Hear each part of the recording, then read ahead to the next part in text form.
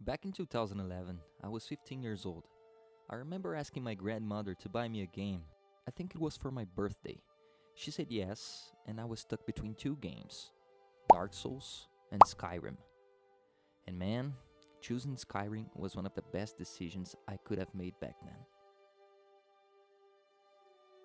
When it finally arrived, I remember looking at the cover and thinking how beautiful that minimalist artwork was. Then I opened the case and found a huge map of Skyrim inside, big enough to hang on my bedroom wall right next to my band posters. Back then, physical copies just felt different. So I put the disc into my Xbox 360 and my journey began. Hey, you! You're finally awake. Man, I had absolutely no idea how the game was going to unfold from that moment on. And that sense of mystery was incredible. I had no clue what was waiting for me beyond Helgen. And that's exactly what made every step of the journey feel so magical. Then I get off the cart and create my character. A few moments later, the first guy loses his head. We hear a roar in the distance, and nobody has any clue what the hell is happening. Then, just as I'm about to lose my head to the Imperials for the crime of crossing the border into Skyrim, a goddamn dragon attacks and everyone completely loses it.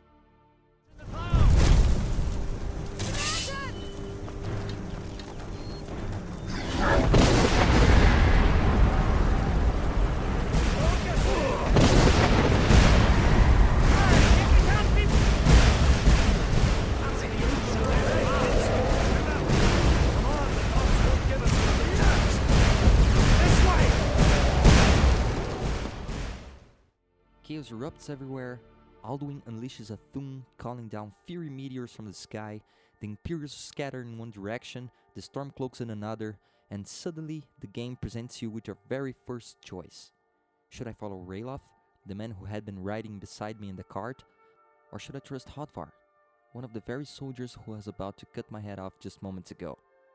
It's such a simple decision, but at the time, it felt huge. After narrowly escaping the dragon, sneaking past a bear deep inside the cave, I finally make it out of Helgen. And that's when the journey through this amazing world truly begins.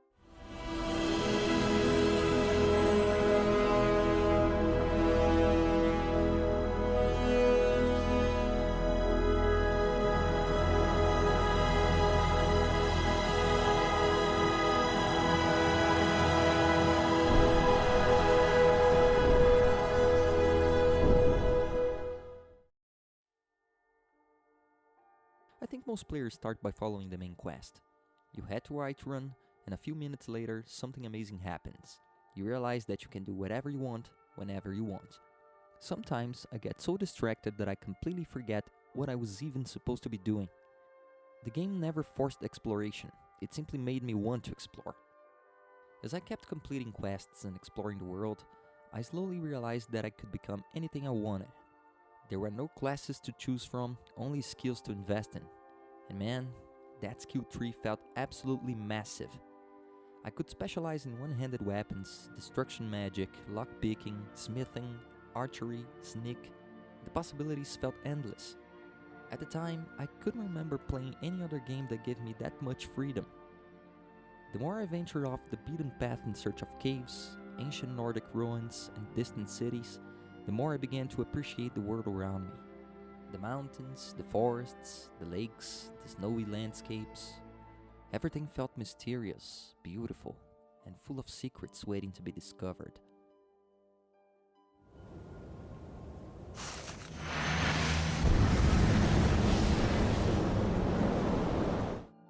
Sometimes I'd climb to the top of a mountain and just stand there for a few minutes, admiring the view. I mean, just look at this.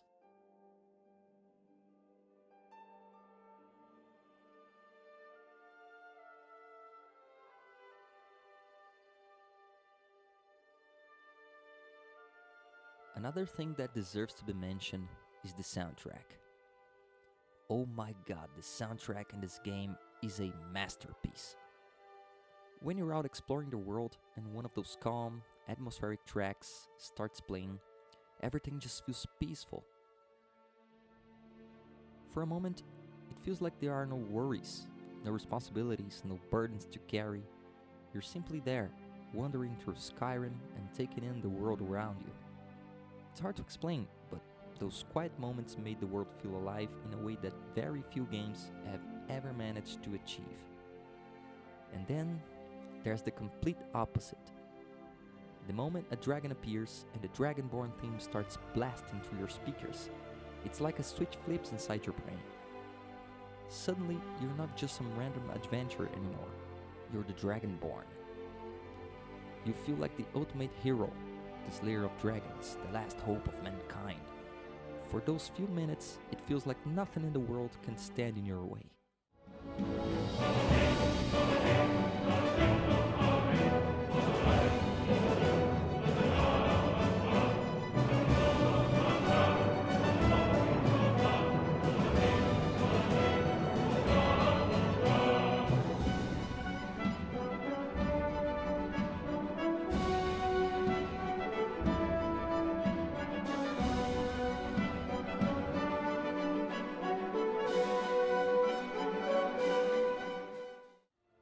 Even today, more than a decade later, hearing those first notes is enough to send chills down my spine. After finishing the main quest, I started diving into every side quest I could find. I joined the Thieves Guild to end up with the badass Nightingale armor, then I joined the Dark Brotherhood, and by the end of it, I found myself riding the Shadow Mare. I even sought out the Daedric Princess, never knowing what kind of bizarre adventure or legendary artifact was waiting for me next. But sooner or later, I found myself caught in the middle of the civil war between the Stormcloaks and the Imperial Legion. At first, the choice felt obvious. I remembered the opening of the game. Ralof had been sitting right beside me in the cart while the Imperials were about to execute me. So joining the Stormcloaks felt like the natural choice. But the more time I spent in Skyrim, the more my perspective began to change. I visited Windhelm and realized that Ulfric's city wasn't exactly the paradise I had imagined. The streets felt neglected, people were divided, and while a serial killer was murdering innocent citizens, Ulfric seemed completely consumed by the war. I remember thinking to myself, man, how does this guy expect to become the High King of Skyrim when he can't even keep his own city under control? As I spent more time learning about the Empire, and especially about the Thalmor, I slowly realized that maybe neither side was truly right. In the end, the only faction I genuinely ended up hating was the Thalmor. More than anything, I just wished the game would let me become the High King of Skyrim and unite everyone against them. But that wasn't the story Bethesda wanted to tell. Once again, Skyrim put me in a difficult position. Should I side with the Empire or fight alongside the Stormcloaks? Back then, I hadn't read many of the books or journals that hinted that Thalmor were actually benefiting from the Civil War, so my decision was pretty simple. I joined the Stormcloaks. After all, the Empire had just tried to execute me for absolutely no reason. And that's what amazed me. What I thought would be just another side quest suddenly turned into an entire war. I found myself taking part in massive battles, laying siege to cities, and helping decide the future of an entire nation.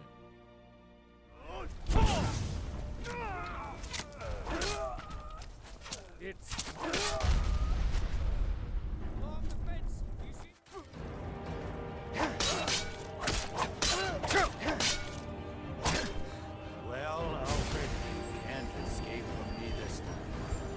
Any last requests before I send you to wherever you people go to die? Sovereign. Right. Well, let the Dragonborn be the one to do it.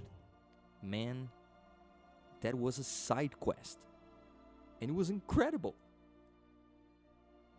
I truly believe those are just a few of the many reasons why so many people who have played Skyrim always end up coming back to it sooner or later. There's something about this world that makes it feel like a part of you. It's almost as if you lived there before, maybe in another life. I'm sure I've forgotten to mention a lot of the things that make Skyrim such an incredible and unique experience. But this video was never meant to be a complete analysis of the game. I simply wanted to share my personal experience and explain why this game has meant so much to me over the years. Now I'd love to hear from you. What are your favorite memories of Skyrim? What moments made the biggest impressions on you? Feel free to share your stories in the comments. I'll be reading them. And to those of you who stayed until the end of the video, May the gods watch over your battles, friend.